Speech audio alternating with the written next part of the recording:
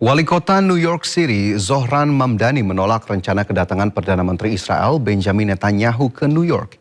Mamdani menegaskan Netanyahu tidak akan disambut di The Big Apple. Pernyataan ini menyusul tinjauan hukum oleh administrasi Mamdani mengenai apakah New York City dapat menahan Netanyahu jika ia bepergian ke kota tersebut. Pernyataan Mamdani ini berdasarkan sikap Mahkamah Pidana Internasional (ICC) yang telah lebih dahulu mengeluarkan surat penangkapan pada November 2024. Surat itu menyatakan Netanyahu bertanggung jawab atas kejahatan perang. Netanyahu kemungkinan akan bepergian ke New York untuk Majelis Umum PBB pada bulan September, meskipun kehadiran dan jadwal perjalanannya belum dikonfirmasi secara resmi. Sebelumnya Presiden Amerika Serikat Donald Trump telah lebih dahulu menolak kemungkinan penangkapan Netanyahu. Trump menyatakan bahwa pemimpin Israel tersebut tidak akan ditangkap dalam bentuk atau cara apapun saat berada di Amerika Serikat.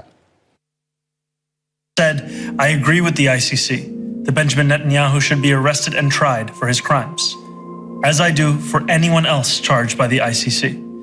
My administration has reviewed every avenue available under applicable law to determine whether New York City could execute the International Criminal Court's arrest warrant if Benjamin Netanyahu came here.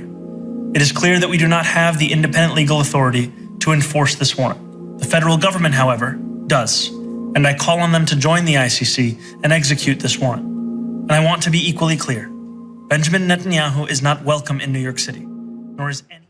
Ya, pemirsa, pernyataan Wali Kota New York Zohran Mamdani memicu perdebatan luas. Apakah ini sekedar sikap politik seorang kepala daerah atau mencerminkan perubahan sikap masyarakat Amerika Serikat terhadap perang di Gaza dan Iran? Dan seberapa besar dampaknya terhadap hubungan Amerika Serikat dan Israel? Kemudian bagaimana dinamika ini dirasakan langsung masyarakat New York?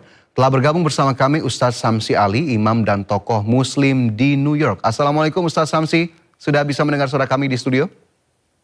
Waalaikumsalam, ya bisa, jelas. Ya, baik Ustadz Samsi, bagaimana kemudian Anda melihat polemik penolakan Wali Kota New York terhadap rencana kehadiran Benjamin Netanyahu? Ya, jadi itu merupakan penggambaran dari beberapa sudut ya. Pertama dari sudut pribadi, saya mengenal Zohran Mamdani dari awal. Dan beliau adalah orang yang sangat santun, sopan, sangat bersahabat, tapi tegas ketika sudah berhadapan dengan ketidakbenaran dan ketidakadilan.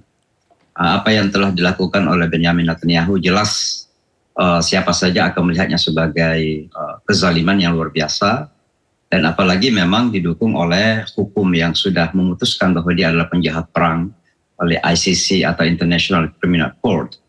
Oleh karenanya Zohran Mamdani ini memang tegas dengan penegakan hukum, dan karenanya dari awal walaupun ini bukan janji politik tapi berkaitan dengan janjinya untuk selalu mendukung mereka yang termarginalkan, maka dia dari awal setiap kali diwawancarai mengenai Benjamin Netanyahu, dia mengatakan kalau Benjamin Netanyahu menginjakkan kaki di kota New York dan ada basis hukum atau dasar hukum yang memungkinkan untuk itu, maka dia akan memerintahkan NYPD atau Police Department kota New York untuk menangkap dia.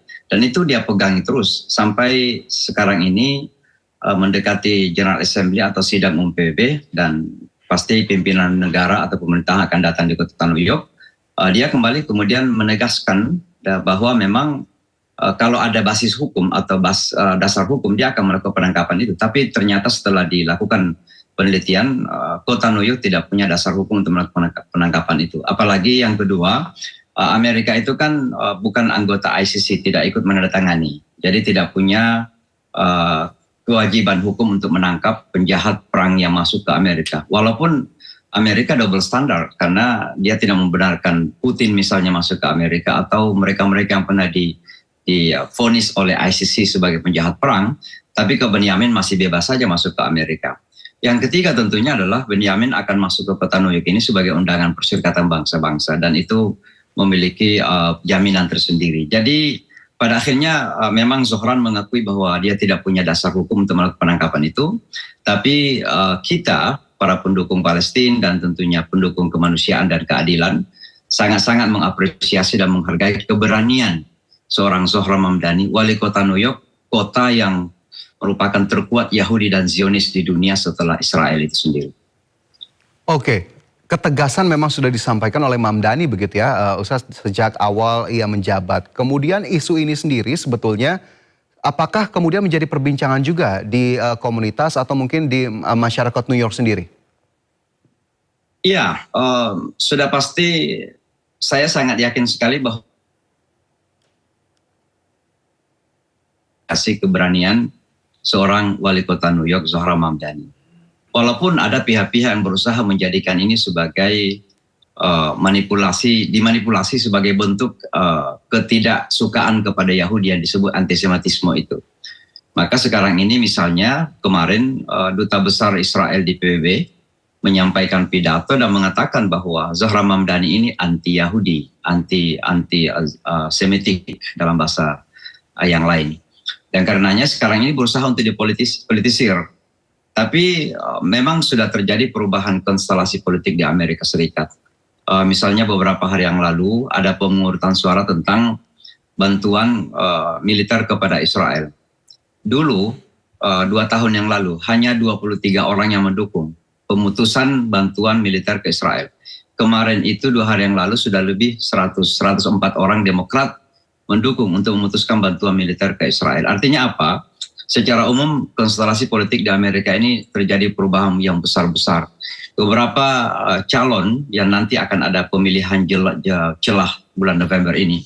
Beberapa calon yang terbuka menentang genosida dan kemudian mendukung kemerdekaan Palestina itu memenangkan pertarungan di beberapa daerah. Di kota New York sendiri ada 3 calon yang didukung oleh Zohran kemarin sebagai calon anggota DPR atau Kongres itu memenangkan. Demikian juga di Denver dan ini sekarang ini ada calon kuat senator dari Michigan namanya Abdul itu juga nampaknya akan memenangkan untuk menjadi senator Muslim pertama. Artinya apa? Bahwa sikap Zohran Mamdani ini juga merupakan representasi bahwa terjadi transformasi politik, perubahan mendasar politik di Amerika Serikat. Yang tadinya ketika mendukung Palestina dan menentang Israel itu sepertinya bunuh diri secara politik.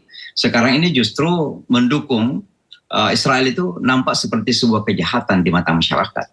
Karena sebenarnya dukungan kepada Israel di Amerika sekarang ini di masyarakat itu hanya sekitar 27%. Palestina itu sudah sekitar 75% dukungannya masyarakatnya. Saya tidak berbicara mengenai politik dari Republikan atau Donald Trump, enggak. Ini elit-elit politik yang dibeli sama AIPAC ini, lobby Yahudi. Tapi kalau kita berbicara masyarakat grassroots di bawah, maka mayoritas sudah mendukung Palestina sekarang. Oke, berarti ini bisa kita katakan begitu ya, tadi ada transformasi, ada pergeseran sikap masyarakat Amerika, khususnya warga New York begitu ya terhadap Israel, Ustadz. Bukan hanya di New York saja, menangnya misalnya calon Demokrat di Denver, keturunan Ethiopia, dan sangat terbuka anti-Israel, atau anti-Zionis, itu menandakan bahwa hampir merata. Demikian juga di beberapa tempat yang bahkan di Texas, pusatnya Republikan, ada calon Demokrat yang sangat-sangat mendukung Palestina juga memenangkan. Dan ini calon senator di Michigan juga demikian. Jadi ini secara umum di Amerika Serikat sudah mulai tumbuh calon-calon yang memang anti-Zionis, dan ini yang paling ditakutkan oleh pemerintah Israel sendiri, khususnya Benjamin Netanyahu sekarang ini, sehingga apapun mereka akan lakukan untuk berusaha kembali menguatkan lobby mereka yang disebut dengan AIPAC itu. Tapi AIPAC nampak sudah mulai, bahkan kemarin ketika Abdul di Michigan naik pollingnya atau jajak pendapatnya, itu AIPAC langsung menutup untuk sumbangan. Dalam artian mereka merasa bahwa mereka menjadi momok yang menakutkan di mata masyarakat sekarang. Jadi memang Israel sekarang ini begitu buruk ya di mata masyarakat Amerika, sehingga dukungan masyarakat Amerika sekali lagi hanya sekitar 27%. Bahkan di kalangan Yahudi sendiri, khususnya anak-anak muda, itu banyak yang kemudian berpaling dari pergerakan Zionis Israel ini. Oke, ini menjadi sesuatu hal yang menarik begitu ya. Kalau tadi kita lihat pernyataan Mamdani, kemudian juga kita tahu ketegangan politik di Timur Tengah saat ini juga masih berlangsung ya Ustadz. Apakah kemudian hal-hal tersebut ikut mempengaruhi kehidupan sosial dan hubungan antar umat beragama di New York sendiri? Secara terbuka tidak ya, tapi dampaknya itu ada terasa. Saya sendiri kan aktif sekali di hubungan antar agama, saya bahkan membangun dialog dengan masyarakat Yahudi. Dan itu terasa sekali bahwa apa yang terjadi di Timur Tengah ini menjadikan relasi kita dengan masyarakat lain terasa menjauh. Gitu ya. Saya menulis buku bersama pendeta Yahudi yang pengantarnya oleh Presiden Bill Clinton. itu dalam 2 tahun terakhir saya tidak bisa berkomunikasi. Karena begitu kita berkomunikasi, saya oleh masyarakat Muslim dianggap tidak terlalu peduli Palestina, dan dia juga nanti dianggap tidak peduli dengan Israel. Sehingga memang terasa sekali bahwa konflik di Timur Tengah ini ikut mempengaruhi hubungan antara agama, khususnya di kota New York dan di Amerika Serikat secara umum.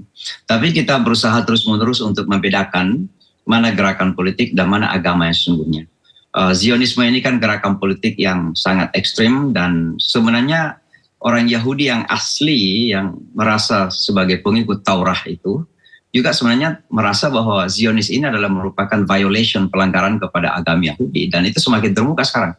Zohran Mamdani di pemilihan wali kota New York kemarin itu didukung sekitar 27% masyarakat Yahudi, dan kita dapatkan bahwa masyarakat Yahudi yang mendukung Zohran Mamdani ini adalah Yahudi yang betul-betul mempraktekkan agama Yahudi, bukan Yahudi politik, ya. Tapi kita tahu juga bahwa kota New York adalah kota Zionis terkuat dunia. Dana-dana yang mengalir ke Israel dari kota New York, dari Amerika itu banyakkan dari kota New York, karena di sini ada Wall Street.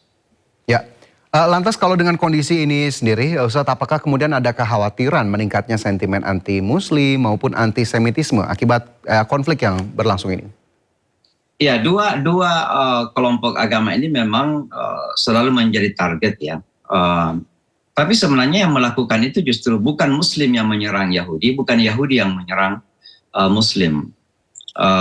Banyakkan justru yang melakukan serangan kepada masyarakat Muslim itu adalah mereka yang white supremacy, orang-orang kulit putih yang ekstrim, pendukung Donald Trump, yang tidak ingin ada imigran di Amerika Serikat. Nah, sebenarnya kan moto Donald Trump yang mengatakan make America great again, menjadikan Amerika hebat lagi. Kata great itu kan, atau hebat itu kan artinya putih. Makanya sekarang ini kalau kita melihat kebijakan imigrasi Donald Trump, yang banyak ditangkap itu kan kalau bukan Spanish, orang-orang hitam gitu. Mereka yang ditangkap dipulangin. Kenapa? Karena mereka merasa terancam bahwa sekarang ini orang putih itu tidak lagi mulai berkurang sebagai mayoritas. Orang Hispanik meningkat, orang Afrika juga meningkat, orang Islam juga meningkat. Sehingga mereka ini yang kemudian melakukan serangan kepada dua pihak sebenarnya. Nah, kebetulan saja masyarakat Yahudi dan Muslim ini kan nampak seperti berhadapan. Nah, di kalangan masyarakat Yahudi sendiri, ada yang mengaku sebagai orang yang lebih Yahudi karena mewakili Israel. Nah, itulah Zionis sesungguhnya. Tapi sekarang ini dengan keberanian Zohran, salah satunya ya, dengan keberanian Zohran dan beberapa politisi muda di Amerika Serikat, itu sudah mulai terekspos, terbuka, mana Yahudi yang sesungguhnya, dan mana sebenarnya politisi-politisi ekstrim yang ingin menguasai Timur Tengah ini melalui Israel dan disebut Israel Raya itu. Israel Raya itu kan Palestina, Jordan, kemudian Lebanon, dan masuk bahkan serangan kepada Iran itu bukan upaya untuk menegakkan apa yang disebut dengan Israel Raya. Ya. Nah, ternyata ini gerakan politik atas nama Yahudi. Sekarang sudah mulai terbuka mana Yahudi dan mana sebenarnya gerakan politik untuk menguasai Timur Tengah. Oke. Dengan kondisi ini juga, Ustadz, bagaimana kemudian para tokoh agama di New York berupaya menjaga perbedaan pandangan politik tidak kemudian berubah menjadi konflik antar umat? Kalau untuk berubah menjadi konflik antara umat itu saya kira tidak akan terjadi ya, karena apa yang terjadi di Timur Tengah saat ini bukan hanya bukan baru ya, sudah lama, dan ternyata belum ada konflik secara terbuka antara agama. Ada ketegangan yang terjadi. Tapi kita berusaha untuk selalu menjaga bagaimana agar masyarakat agama ini tidak menyiram bensin kepada api yang sudah ada. Tapi kita berusaha untuk meredam api yang ada itu. Kita pergunakan sentimen agama kita untuk tujuan perdamaian dan menegakkan keadilan tentunya. Saya dengan teman-teman Yahudi selalu mengatakan, ya, Islam dan Yahudi itu tidak bermusuhan. Yang bermusuhan itu adalah penjajahan dan kemerdekaan. Kalau bangsa Palestina diberikan kemerdekaannya, dan tentu orang Yahudi di Israel pasti akan aman. Kita tidak akan pernah merasa bermusuhan. Tapi yang bermusuhan ini kan antara keadilan dan ketidakadilan, penjajahan dan kemerdekaan. Sehingga kuncinya memang ada pada bagaimana Israel menghentikan penjajahan. Dan kita tidak pernah membenci orang karena agamanya. Itu selalu kita tegaskan. Sehingga hubungan antara agama sebenarnya berusaha selalu harmonis saja gitu. Ya, kemudian menurut Anda juga, Ustadz, apa yang kemudian paling dibutuhkan masyarakat dunia saat ini? Tekanan politik, dialogkah, atau upaya perdamaian yang memang harus terus diupayakan? Ya tentu kalau kita memakai bahasa politik upaya perdamaian. Tapi upaya perdamaian yang tidak selalu dibuntuti oleh kepentingan-kepentingan. Dunia Islam misalnya kita harapkan untuk bisa membangun persatuan. Ya, agar dunia Islam ini punya kekuatan suara di Perserikatan Bangsa-Bangsa, kekuatan militer misalnya juga bahkan kita harapkan. Kemarin sudah mulai ada usaha kerjasama antara Saudi, Turki, dan Pakistan misalnya dalam hal pertahanan. Ya tentu ini bagus sekali. Karena sekali lagi saya selalu menegaskan bahwa saudara-saudara kita di Palestina itu tidak akan pernah mendapatkan bantuan kecuali orang-orang Islam, negara-negara Islam ini bisa bersatu dan kemudian berusaha untuk menolong, membantu saudara kita. Kita rasanya sangat berat dalam waktu dekat bahwa Amerika akan sungguh-sungguh untuk memberikan bantuan kepada Palestina itu. Dan kenyataannya demikian. Perang Iran sekarang ini juga sebenarnya tujuannya adalah untuk menguatkan eksistensi Israel di Timur Tengah karena ancaman terbesar mendatang dari Iran. Iran adalah kekuatan besar di Timur Tengah. Dan Iran berani gitu. Setelah sekian tahun diboikot, disanksi oleh Barat ya, Iran tetap eksis. Dan itu yang ditakuti oleh Israel. Maka serangan yang terjadi sekarang kepada Iran itu tujuannya adalah membantu agar Israel, cita-cita Israel untuk membentuk apa yang disebut Israel Raya itu semakin mudah sebenarnya. Maka jangan sampai dunia Islam ini kemudian justru terbawa arus ikut kepada apa yang dicanangkan. Saya kemarin mengkritik Indonesia ketika ikut dalam BOP itu. Karena jelas bagi saya, ikut dalam BOP itu adalah seolah-olah mendukung secara tidak langsung apa yang dilakukan oleh Donald Trump dan by extension perpanjangan tangan dari Benjamin Netanyahu gitu. Ya, ini juga menjadi satu hal yang sepertinya memang perlu kita perhatikan bersama. Kemudian kalau Ustadz lama tinggal di Amerika Serikat, gitu, melihat kondisi saat ini, apakah kemudian ada pesan atau mungkin kritikan kepada pemerintah Amerika Serikat agar kemudian bisa berperan lebih efektif dalam mengakhiri konflik Israel-Palestina terutama? Saya selalu menginginkan ya bahwa Amerika ini, dan ini dalam ceramah-ceramah saya terakhir karena Amerika baru memperingati hari kemerdekaan dan hari jadi 250 tahun. Selalu mengatakan bahwa Amerika ini secara formal sudah merdeka, tapi Amerika perlu memerdekakan diri dari beberapa hal. Salah satu di antaranya adalah arogansi Amerika ini itu telah menjajah Amerika itu sendiri. Dan itu yang menjadikan Amerika kemudian melakukan manipulasi hukum internasional. Bagaimana seorang presiden Venezuela misalnya, kok dimasukin negara orang, ditangkap presidennya, dibawa ke Amerika. Apapun kesalahan seorang presiden negara lain, tidak ada hukum internasional yang mengatur bahwa satu negara bisa mencaplok presiden orang dan kemudian ditangkap. Tidak ada hukum internasional. Tapi ini bentuk arogansi. Saya sebagai orang yang ada di Amerika dan saya mengatakan saya orang Amerika dalam hal ini, kalau berbicara tentang keluarga negaraan ya, saya harus terbuka saja. Saya sebagai orang yang warga negara Amerika, tentu harus mengkritisi pemerintah Amerika yang arogan seperti itu. Manipulasi-manipulasi kemudian yang terjadi di Timur Tengah sekarang ini. Kan Donald Trump sendiri sampai Israel terbuka bahwa dia sudah mencuri minyak Iran selama ini sedemikian banyak kan. Nah sekarang ini kemarin baru didengar pendapat di Senat misalnya, Menteri Pertahanan Amerika meminta lagi sekitar 1,5 triliun dolar untuk berperang ke Iran ini. Padahal masyarakat Amerika sendiri untuk bayar asuransi saja berat, kemudian harga-harga semakin naik, banyak juga orang-orang yang kemudian semakin penghasilannya semakin berkurang. Nah ini kan ketidakadilan kepada masyarakat ini. Dan oleh karenanya pemerintah Amerika harus sadar bahwa masanya saya kira untuk kembali melakukan introspeksi. Ya jangan sampai berada dalam zona nyaman itu, merasa bahwa semua baik-baik saja. Padahal Amerika menghadapi permasalahan ekonomi, permasalahan sosial dan sebagainya. Dan itu yang berusaha ditangani oleh Zohran Mamdani di kota New York semuanya. Dan pada tingkatan tertentu Zohran Mamdani berhasil bagaimana meringankan beban masyarakat kota New York. Oke, lantas mungkin ini terakhir untuk menutup diskusi kita. Apa pesan Anda kepada masyarakat Indonesia dalam menyikapi situasi saat ini, terutama konflik yang memang masih terus terjadi bahkan hingga hari ini? Yang selalu saya pertanyakan itu adalah bagaimana kebijakan luar negeri Indonesia, karena tidak jelas gitu. Indonesia punya kebijakan luar negeri, punya foreign policy yang disebut dengan bebas aktif. Tapi bebas aktif itu kan bukan berarti dia punya posisi. Bebas aktif itu hanya bebas tidak dipengaruhi oleh orang dan aktif memperjuangkan kebenaran dan keadilan. di mana ada kebenaran dan keadilan, maka Indonesia harus berada di situ. Itu namanya bebas aktif. Kalau tidak, maka berarti Indonesia tidak punya posisi. Oleh karenanya, sekarang ini saya justru sebagai orang yang melihat dari jauh ya bangsa negara Indonesia, saya tidak melihat di mana sebenarnya sekarang ini posisi Indonesia dalam hal konflik yang terjadi di Timur Tengah itu. Kemarin saja kan banyak pembicaraan tentang yang kecil-kecil ya, penguburan pemimpin Iran misalnya. Ke negara-negara mengirim utusan-utusan yang diterima secara terhormat, tapi Indonesia kok nggak kedengaran misalnya kan. Padahal Indonesia negara muslim terbesar, kemudian demokrasi ketiga dunia, penduduk keempat terbesar dunia, punya sejarah masa lalu yang sangat aktif, termasuk mendirikan OKI, kemudian GNB dan sebagainya. Tapi sekarang kok suaranya tidak ada gitu. Nah ini yang kemudian banyak teman-teman di Amerika ini, orang-orang Islamnya dari berbagai bangsa, mempertanyakan di mana posisi Indonesia sekarang.